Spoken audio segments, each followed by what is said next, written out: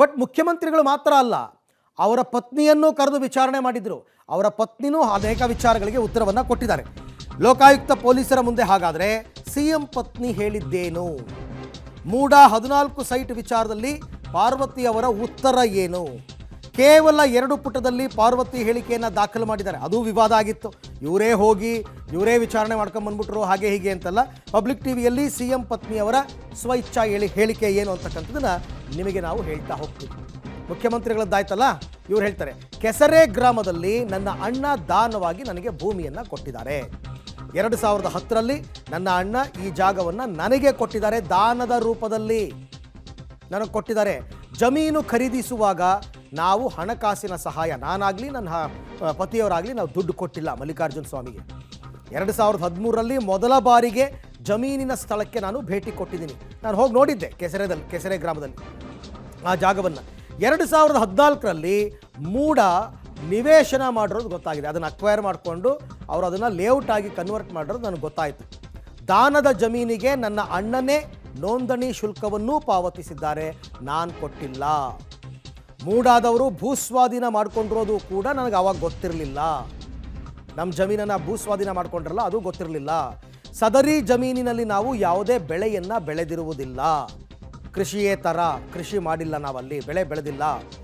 ದಾನದ ಪತ್ರದಲ್ಲಿ ಕೃಷಿಯೇತರ ಭೂ ಪರಿವರ್ತನೆ ಬಗ್ಗೆ ಉಲ್ಲೇಖಿಸಿಲ್ಲ. ಅಂದರೆ ಕೃಷಿಯಿಂದ ಕೃಷಿಯೇತರ ಭೂ ಪರಿವರ್ತನೆ ಮಾಡಿದ್ದೀವಿ ಅಂತ ಇಲ್ಲ.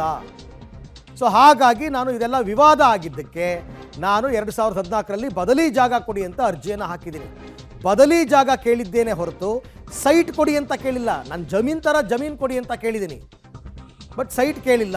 ಇಂತಹ ಬಡಾವಣೆ ಅಥವಾ ಇಂತಹ ಜಾಗದಲ್ಲಿ ನಾನು ಸ್ಥಳ ಕೇಳಿಲ್ಲ, ಇಂಥ ಕಡೆನೇ ಕೊಡಬೇಕು ಅಂತ ನಾನು ಕೇಳಿಲ್ಲ. ಅರ್ಜಿಯಲ್ಲಿನ ಸಹಿ ನನ್ನದೇ ಆಗಿದೆ. ಅದೇ ಆ ವೈಟ್ನರ್ ಹಾಕಿದ ವಿಚಾರ ಇತ್ತಲ್ಲ, ಆ ಲೆಟ್ರಲ್ಲಿ ನನ್ನದೇ ಸೈನ್, ಅದೇನು ಫೋರ್ಜರಿ ಮಾಡಿರೋದಲ್ಲ. ಅರ್ಜಿಗೆ ವೈಟ್ನರ್ ಹಾಕಿರೋದು ನಾನು ಗಮನಿಸಿಲ್ಲ. ಇಂಥ ಕಡೆ ಕೊಡಿ ಅಂತ ಕೇಳಿರ್ತಕ್ಕಂಥದ್ದೇ ಇಲ್ಲ, ನನಗೆ ಗೊತ್ತಿಲ್ಲ.